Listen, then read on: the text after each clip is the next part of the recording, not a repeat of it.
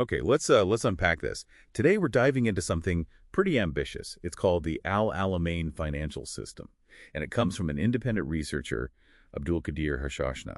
We've got these detailed documents presenting it as, get this, a root and final solution for global economic problems. Yeah, it's quite a claim. And what's really fascinating, or maybe audacious, is how it plans to do this. It talks about resetting the whole world economy by blending, and this is the author's phrase, the authenticity of religion and the modernity of technology.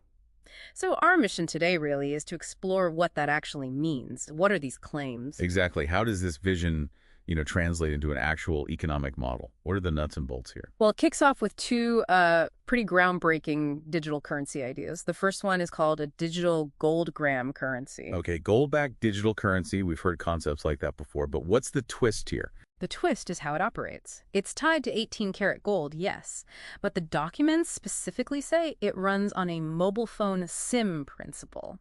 Mm. So crucially, not blockchain or crypto mining as we usually think of it. Whoa, okay. A SIM principle, not blockchain. That sounds very different. What does that imply for how it works? Is it centralized then? It seems like it, yeah. More centralized than, say, Bitcoin. Think less distributed ledger, maybe more like preloaded value, almost like mobile phone credit. The author argues this avoids all the energy consumption of mining, and it's designed to be, quote, self-reserving. The idea is to prevent inflation right at the source. No fractional reserves, no usury. You'd use it like mobile credit calls, internet, buying things, a closed loop. Okay. A self-contained gold-linked digital credit.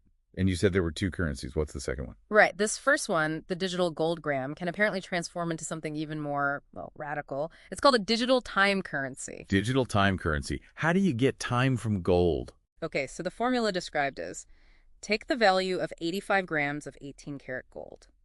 Divide that by the number of hours in a 348-day Hijri year. That gives you the value of 1 unit of this time currency. Okay.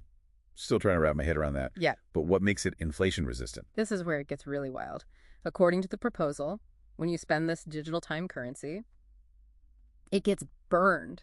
It literally ceases to exist. Burned. So the money supply actually shrinks with use. Exactly. It creates this constant deflationary pressure, very different from our current systems where money circulates. It fundamentally changes the idea of a transaction. And the claims for this whole system, they're huge. We're talking 0% inflation, 0% usury, even 0% taxes. That's what's proposed. Abolishing customs duties, too. Funding projects 100% through Islamic Murabaha, which is like a cost-plus profit arrangement considered non-usurious, and even providing instant retirement. Instant retirement. Yeah. Well, the document suggests if your savings are below a certain threshold, maybe linked to NISAB, your first transaction could trigger some kind of basic income or retirement provision.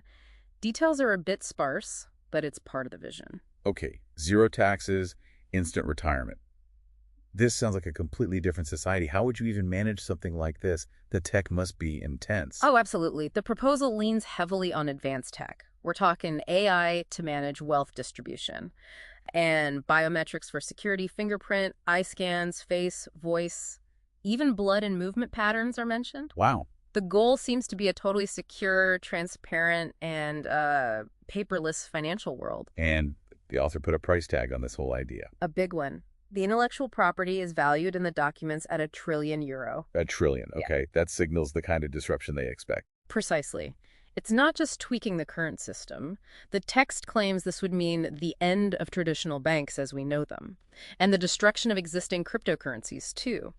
It aims to redefine wealth itself, possibly using the Islamic concept of nisab, that minimum threshold for wealth, as a core standard.